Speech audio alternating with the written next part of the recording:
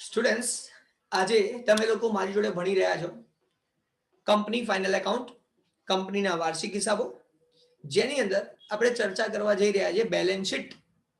ગુજરાતીમાં કહેવાય પાક્કું સરવૈયું.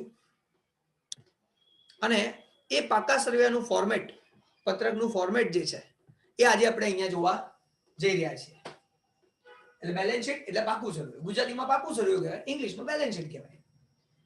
હવે જ્યારે આપણે બેલેન્સ શીટની વાત કરીએ તો તમને ટેક્સ્ટ બુકની અંદર બધું આપેલું જ છે. ટેક્સ્ટ બુકમાં કશું નથી એવું નથી, પણ એને યાદ રાખવાની ટ્રીક, ઇઝીલી આપણને ખબર પડી જાય કે ખરેખર આ બેલેન્સ શીટ છે શું, પાક્કું સરવૈયું છે શું. એના માટે હું તમને આજે ભણાવું છું. અને એની અંદર કેટલી આઈટમ છે, કેવી રીતે છે, એ જો આવડી ગયું ને તો તમારા 11 માર્ક ફિક્સ થઈ ગયા. એક પ્રોફિટ એન્ડ લોસ એકાઉન્ટ એટલે કે નફા નુકસાન ખાતું, એ ખબર પડી જાય અને આ ખબર પડી જાય, અંદરની ડિટેલ ના બી ખબર પડે તો પણ 11 માર્ક માંથી 9 માર્ક તો આવે આવે ને આવે. તમે આખું ચેપ્ટર ભણી શકો છો આરામથી. ફિક્સ. હા જોરસ્કી કેવું છે બેટા? ઓકે. પેજ નંબર 126, 126 નંબર પાના ઉપર આપેલું છે. પાના નંબર 126, પેજ નંબર 126 ઉપર તમને આખું બેલેન્સ શીટનું ફોર્મેટ આપેલું છે. હવે આપણે જનરલી શું હતું, 11th સ્ટાન્ડર્ડની અંદર આપણે બે બાજુ બનાવતા હતા, લેફ્ટ સાઈડ અને રાઈટ સાઈડ, ડાબી બાજુ જમણી બાજુ, એમ બે સાઈડ રાખતા હતા. હવે આપણે બે સાઈડ નહીં રાખવાની. હા, લખીશું બે સાઈડમાં અત્યારે સમજાવવા માટે, પણ બે સાઈડ નથી. આ એક સાઈડ લખવાની, એની નીચે બીજી જોઈન્ટ કરી દેવાની. એટલે આનું ટોટલ, એની નીચે આનું ટોટલ. લાઈનમાં સીધે સીધું જ બનાવવાનું છે, બે બાજુ છે જ નહીં, બે સાઈડ છે જ નહીં. એટલે જો તમને લોકોને પેજ નંબર 126 થી સ્ટાર્ટ થાય છે આમ ટોટલ બધું, અને પૂરું થાય છે 127 ઉપર, લાઈનમાં જ છે બધું. તો એને આપણે બહુ જ ડિટેલમાં સારી રીતે આજે સમજવાનું. જોઈએ એક એક કરીને બધું જ લખતા જઈએ. તો બે સાઈડ કઈ હતી પાકા સરવૈયામાં, બેલેન્સ શીટમાં? બે સાઈડ કઈ હતી? તો એક સાઈડ હતી અહીંયા ઉધાર,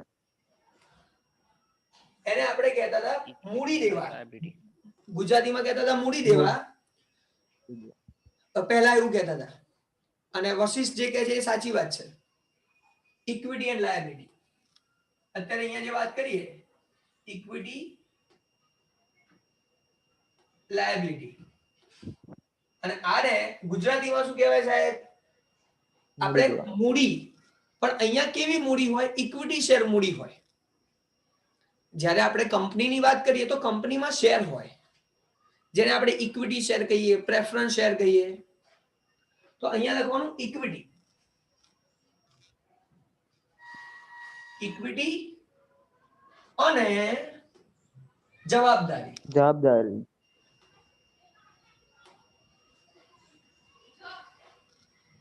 આ અમાઉન્ટ નું કોલમ, રકમનું ખાનું. પણ મેઇન નામ શું છે? ઇક્વિટી અને જવાબદારી. Equity and liability. લાયબિલિટી ને ઇંગ્લિશમાં કહેવાય જવાબદારી. આપણી જવાબદારી છે, આપણે ચૂકવવાના છે, આપણી જવાબદારી છે, પતી ગયું. તો અહીંયા બે આઈટમો છે, એક ઇક્વિટી છે, ઇક્વિટી ને ઇક્વિટી જ કહેવાય, એમાં કઈ નવું વર્ડ ના આવે, ગુજરાતી હોય ઇંગ્લિશ હોય. લાયબિલિટી ને જવાબદારી કહેવાય, એટલે ઇક્વિટી અને જવાબદારી નામ થઈ ગયું. હા વશિષ્ઠ, આ બાજુ કહીએ તો assets, assets, જેને ગુજરાતીમાં કહેવાય મિલકતો. એસેટ છે, મારી મિલકત છે, એ બધું અહીંયા લખાય. સિમ્પલ. એટલે પેજ નંબર 126 ઉપર જે છે ને એ આટલો છે, આટલે સુધી જ છે, એક ભાગ છે.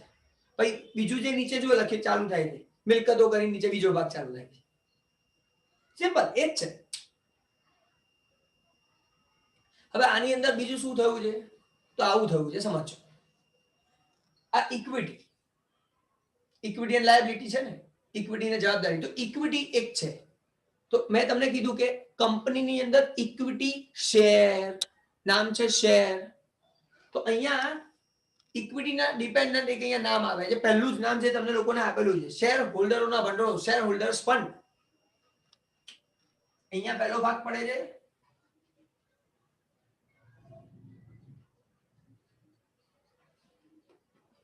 શેર હોલ્ડર્સ ફંડ, ગુજરાતીમાં કહેવાય શેર હોલ્ડરોના ભંડોળ. ભંડોળો.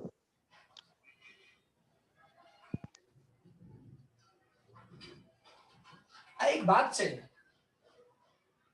મેઇન એક ભાગ પડે છે જે મેં અહીંયા લખ્યો શેર હોલ્ડરોના ભંડોળો. પછી આ લાયબિલિટી એટલે કે જવાબદારી, એના બે ભાગ પડે છે. કેમ બે પડે છે સમજો. જવાબદારી બે પ્રકારની હોય, એક લાંબા ગાળાની, એક ટૂંકા ગાળાની. એક સિમ્પલ એક્ઝામ્પલ થી તમને સમજાવું. જે છોકરાઓ મારી જોડે વર્ષના સ્ટાર્ટિંગ થી ભણે છે એ છોકરાઓને મેં ફીઝમાં ઇન્સ્ટોલમેન્ટ જોઈતું હોય ને તો મેં ઇન્સ્ટોલમેન્ટ આપ્યું છે. એ છોકરાઓને મેં ફીઝનું ઇન્સ્ટોલમેન્ટ કરી આપ્યું કે તમે લોકો મને છે ને 3 ઇન્સ્ટોલમેન્ટમાં પૈસા આપજો, 3 ભાગમાં પૈસા આપી દેજો. આપણી ટોટલ 18,000 રૂપિયા ફી છે, તો તમારે 6,000 6,000 6,000 કરીને મને આપી હોય તો ભરી શકો છો. અમુક છોકરાઓએ મને 5,000 5,000 8,000 કરીને આપી, અમુક છોકરાઓએ બધી આપી દીધી એક જ ઇન્સ્ટોલમેન્ટમાં. બધા અલગ અલગ ટાઈપના છોકરાઓ હોય છે. તો આમ જોવા જઈએ તો એ લોકો જોડે ટાઈમ પિરિયડ વધારે હતો. કેમ વધારે હતો? એ લોકો સ્ટાર્ટિંગ થી ભણતા હતા. હવે લેટેસ્ટ ની વાત કરીએ હમણાં તો મારી જોડે કુલદીપ છે, વેદાંગ છે, આ લોકો અત્યારે ભણવા માટે આવ્યા. એ લોકોને મેં 1 મહિનાની અંદર છે ને અત્યારે 1 મહિનાની અંદર મારી જોડે 70% કોર્સ ભણી ચુક્યા છે. 70% ભણી ચુક્યા છે, કરી ચુક્યા છે એક જ મહિનામાં. તો શું એ લોકોને પણ હું એ જ ટાઈમ પીરિયડ આપીશ તમે તારે ભરજો 2 મહિને 2-3 ઇન્સ્ટોલમેન્ટમાં આરામથી ભરજો? એ લોકોને કોઈ ઇન્સ્ટોલમેન્ટ નથી. એ લોકોને બધા પૈસા આપવાના હોય. ચોખ્ખું કીધું છે કે ભાઈ તમે બધું ભણી લો છો તો તમારે પૈસા એક સાથે આપવાના છે, તમારું ઇન્સ્ટોલમેન્ટ નહીં થાય. તો એક ટૂંકા ગાળાનું શોર્ટ ટર્મ અને એક હોય છે લોંગ ટર્મ લાંબા ગાળાનું. તો કોને લાંબો ગાળો મળ્યો? જે લાંબો સમય ભણવાનો છે એનો કોર્સ. કોઈ બી વ્યક્તિ હશે જે બી મારી જોડે ફર્સ્ટ ટાઈમ ભણવા આવ્યો હશે સ્ટાર્ટિંગ થી, એનો કોર્સ કઈ 1 મહિનામાં નથી પતવાનો. આ લોકોને તો મારે 1 મહિનામાં પતાવવાનું છે. તો એવા છોકરાઓની તૈયારી કરાવડાવવાની, અને એ મહેનત ઉપરથી મારી વધારે, અમુક વખત પર્સનલી લઈ જઈને ભણાઈ જવું પડે. તો એ લોકોની લાયબિલિટી શોર્ટ ટર્મ, ટૂંકામાં પતાવી દેવાનું, લાંબો ગાળો ના ચાલે. અચ્છા, આ તો મેં તમને એક્ઝામ્પલ સમજાવ્યું, પણ એના કરતા વધારે જો વાત કરીએ અહીંયા જવાબદારી લાયબિલિટી 2 ટાઈપની હોય, લોંગ ટર્મ અને શોર્ટ ટર્મ. લોંગ ટર્મ જે લાંબા ગાળાની જવાબદારી છે એને ઇંગ્લિશમાં કહેવાય non current liability. Non current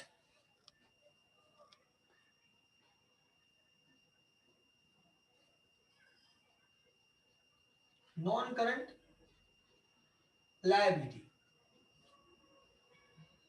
અને કરંટ લાયબિલિટી.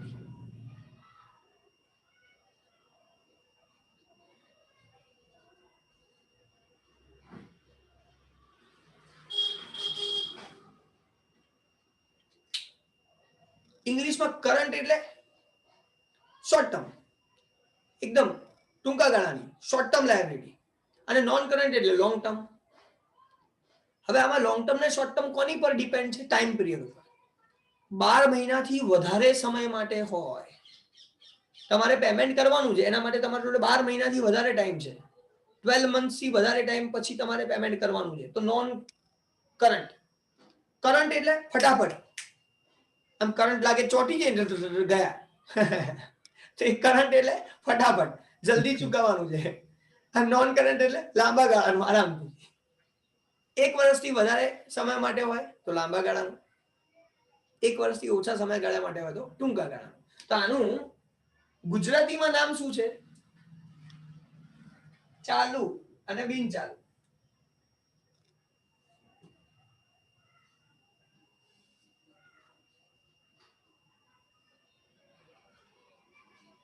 બિન ચાલુ જવાબદારી,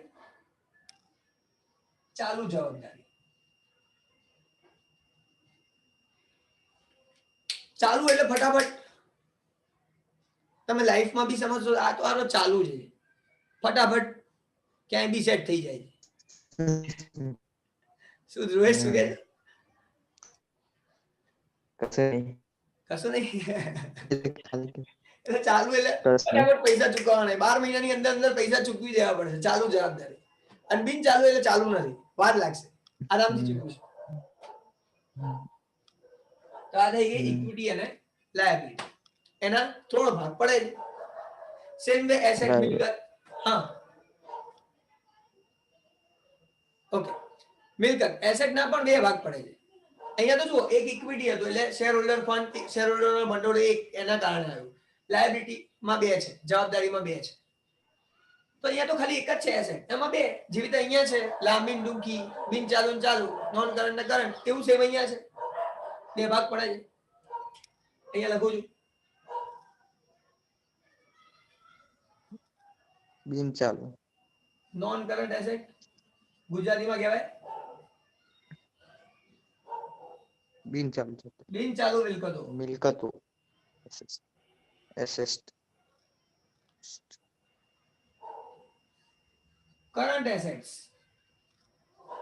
કરંટ, ચાલુ મિલકતો. આ છે બિન ચાલુ મિલકતો, આ છે ચાલુ મિલકતો. Non current asset, current asset, બસ પતી ગયા. આટલા ભાગ પડે છે, 3 ભાગ અહીંયા, 2 ભાગ અહીંયા. આવી રીતે યાદ રાખશો ને, આખે આખું ગોખાઈ જશે, આમ ફિટ થઈ જશે મગજમાં, અને મગજમાં ફિટ થઈ ગયો, આપણા માસ તૈયાર થઈ જશે. અચ્છા ધ્રુવેશ, ક્લિયર થાય છે ને બેટા?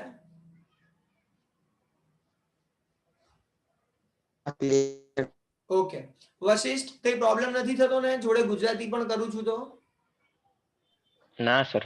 ઓકે, હવે આની અંદર મેં એક હજી ભાગ પાડ્યા છે થોડા ડિટેલમાં વધારે, જેમાં મેં આની અંદર કેટલા, આની અંદર કેટલા, આની અંદર કેટલા, આની અંદર કેટલા, આની અંદર કેટલા, એની અંદર બી અલગ અલગ નામ આપ્યા છે. ભાઈ નામ કેવી રીતે કરીશું?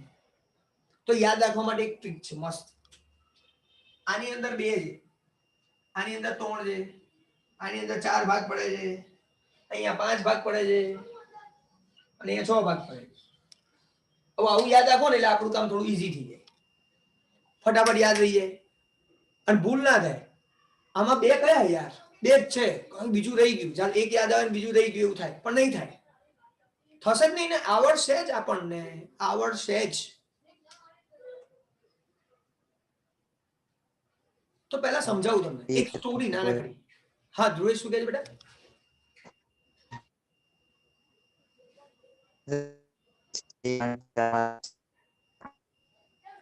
ધ્રુવેશ તારો અવાજ કપાઈ કપાઈને આવ્યો, શાંતિથી એકવાર ફરી બોલતો.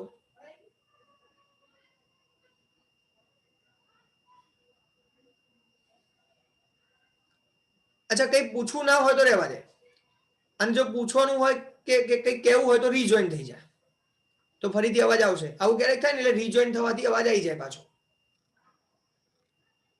બાકી ઓકે, આપણે ચાલુ કરી દઉં છું આગળ. હવે જે વાર્તા કહું છું એ ધ્યાનથી સમજજો. હંમેશા કોઈ પણ બિઝનેસ સ્ટાર્ટ કરો ને, કોઈ પણ બિઝનેસ સ્ટાર્ટ કરો એટલે આપણું પહેલું કામ શું ખબર છે? ધંધામાં મૂડી લાવો, કેપિટલ લાવો.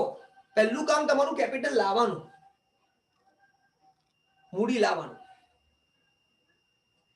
તમે મૂડી લાવો,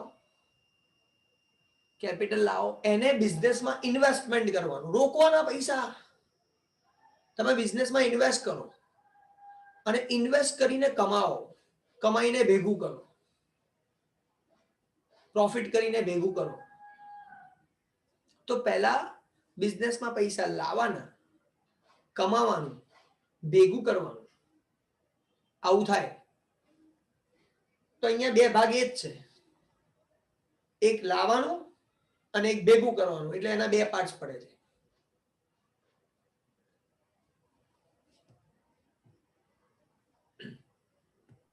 તો ફરી એકવાર કહી દઉં, ધંધામાં પૈસા લાવવાનું, જેને આપણે મૂડી કહીએ છીએ, અને લાઈને પૈસા લગાવીને કમાવાનું એટલે ભેગું કરવાનું. તો એ 2 જ વસ્તુઓ અહીંયા છે, હું લખું છું એ 2 વસ્તુઓ. હા, પહેલું ઇંગ્લિશમાં કહીએ તો શેર કેપિટલ,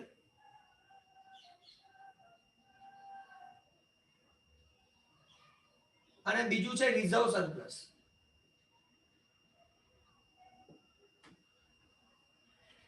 કેપિટલ લાવવાની બિઝનેસમાં હવે કંપની છે, આ તો કંપનીના ફાઇનલ એકાઉન્ટ છે, તો કંપનીમાં કેપિટલ એટલે શું? Share capital. કયા share? Equity share, preference share, કોઈ બી હોય. ઇક્વિટી તો હોય જ, પ્રેફરન્સ શેર હોય તો લખવાના, નહીં તો નહીં લખવાના. શેર કેપિટલ જે કમાઈને ભેગું કરો છો ને એને રિઝર્વ સરપ્લસ. આ જ વસ્તુ ગુજરાતીમાં કહીએ શેર મૂડી.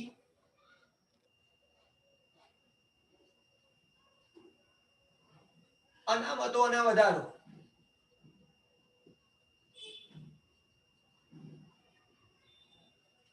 વધારો ધંધામાં તમે કમાયા, પ્રોફિટ કર્યો, નફો કર્યો અને એ વધારો પડ્યો રહ્યો, ધંધામાં મૂકી રાખ્યો, વધારો. અનામતો અને વધારો.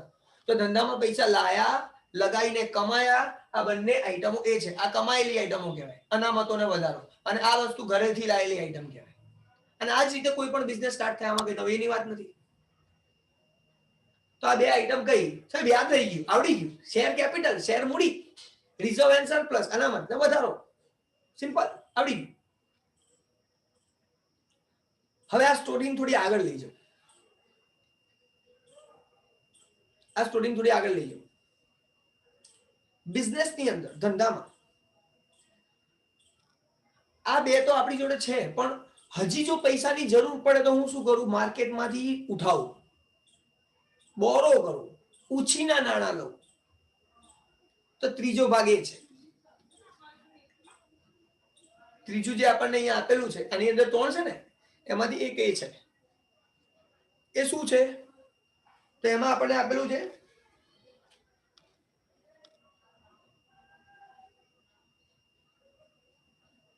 Long term borrowing,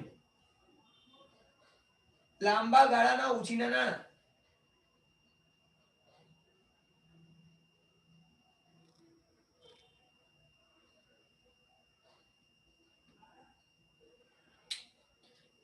long term borrowing, લાંબા ગાળાના ઉછીના નાણાં. મારે ઘરેથી પૈસા લાવ્યો, આ છે. પૈસા લગાવીને કમાયો, એ આ છે. પણ હજી પૈસા જોઈતા હોય તો ધંધાને વિકસાવવું છે, ધંધો મોટો થઈ ગયો છે, જોરદાર હજી કરવું છે, તો બહારથી પૈસા લાવો, ઉઠાવો. લોંગ ટર્મ બોરોઈંગ, લાંબા ગાળાના ઉછીના નાણાં. Simple, long term.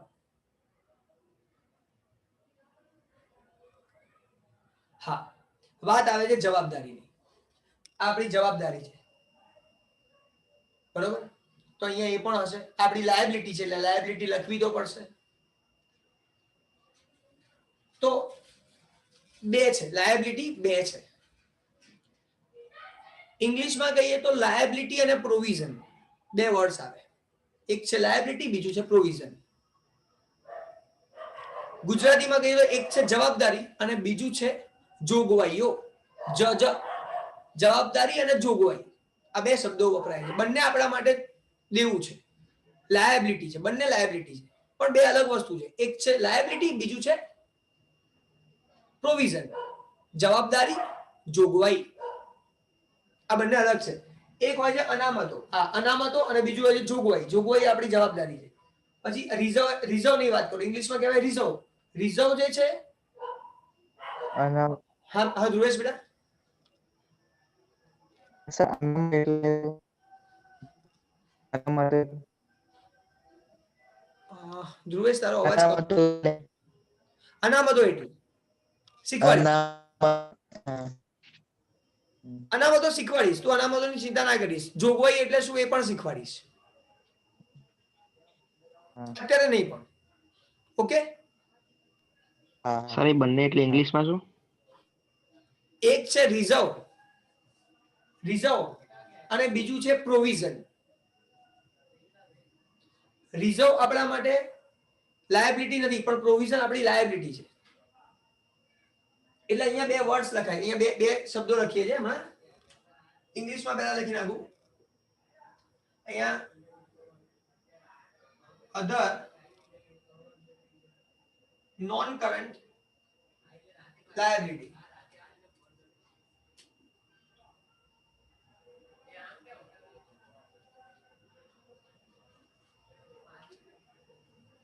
ગુજરાતીમાં કહેવાય અન્ય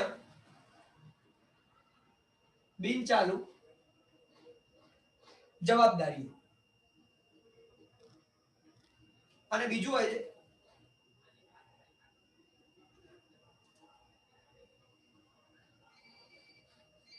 long term provision.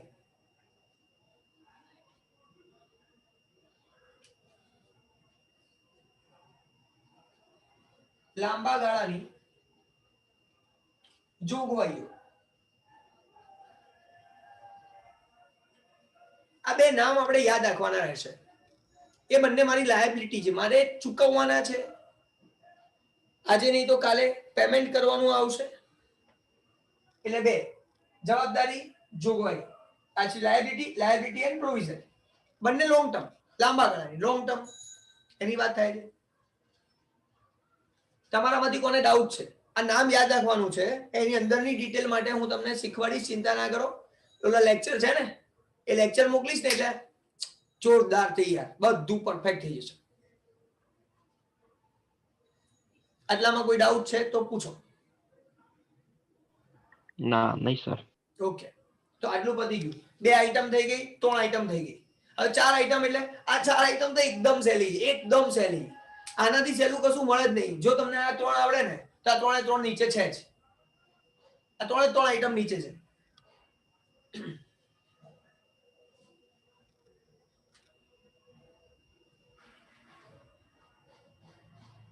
Long term borrowing, short term borrowing, other non-current liability, other current liability, long term provision, short term provision. આ જો 1 2 ને 3, આ 3 3 માં ખાલી શોર્ટ ટર્મ થઈ ગયું, ટૂંકા ગાળાનું થઈ ગયું બસ.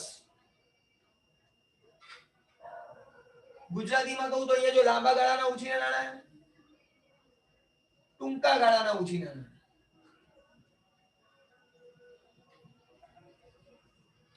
અન્ય બિન ચાલુ જવાબદારી, અન્ય ચાલુ જવાબદારી. લાંબા ગાળાની જોગવાઈ, ટૂંકા ગાળાની જોગવાઈ. એટલે આ 3 ના આધારે અહીંયા નીચે આઈટમો બને છે. ખાલી એટલું નહીં તો સાહેબ ચોથી કઈ? આ વચ્ચે ખાલી જગ્યા રાખી એની. ટ્રેડ પેયેબલ. પરફેક્ટ.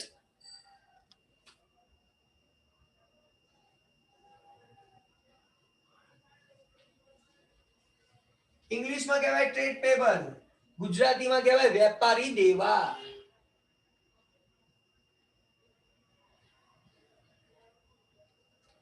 મારે મારા વેપારીઓને પૈસા ચૂકવવાના બાકી છે, વેપારી દેવા. પૈસા લેવાના બાકી છે તો વેપારી લેણા કહેવાય. તો એ આ બાજુ આવશે, અહીંયા નહીં આવે, એ અહીંયા આવશે. તો એક હોય છે વેપારી દેવા, બીજું હોય છે વેપારી લેણા.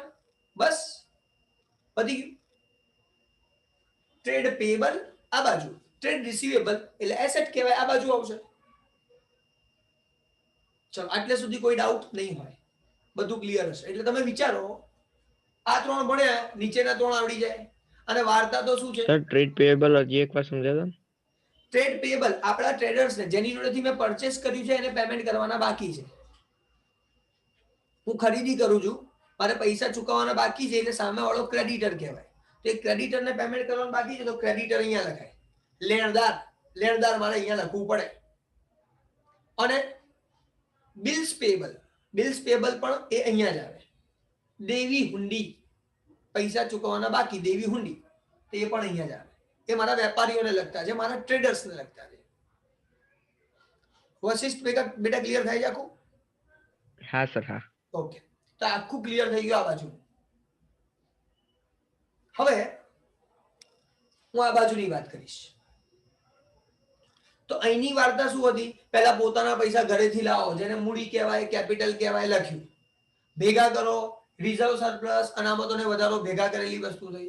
બહારથી લાવી દીધા, બોરોઈંગ કર્યું, લાંબા ગાળાના ઉછીના નાણાં લાયા. પછી બે વસ્તુ, લાયબિલિટી અને પ્રોવિઝન, જવાબદારી જોગવાઈ. આ 3 આઈટમ લખી નાખી, આ 3 નીચે લખી નાખી, વચ્ચે લખી નાખ્યું. આ કામ પતી ગયું. સિમ્પલ. હવે આ બાજુની વાર્તા સમજો. આને રિલેટેડ આપણે ધંધામાં બિઝનેસ ની અંદર પહેલા જે લાવીએ પૈસા, એમાંથી પહેલું શું ખરીદીએ? ફેક્ટરી, ઓફિસ, જમીન, ઘણું બધું, મશીન, યંત્રો, ફર્નિચર. તો આ બધી મિલકતોમાં જ નાખીએ ને પૈસા. તો મિલકતો બે પ્રકારની, એસેટ બે ટાઈપની હોય. ફિક્સ એસેટ, સ્થિર મિલકતો. એક કામ કરીએ છીએ, આની ચર્ચા આપણે અત્યારે આ લેક્ચરમાં નથી કરતા. અહીંયા હું સ્ટોપ કરી દઉં, કારણ કે 1 મિનિટની અંદર નહીં થાય પાછું. આ સ્ટોપ કરી દઉં છું, ફરીથી રીજોઈન થઈને પછી વાત કરીએ છીએ. અત્યારે અહીંયા સ્ટોપ કરી દઉં છું. બરાબર? બાય.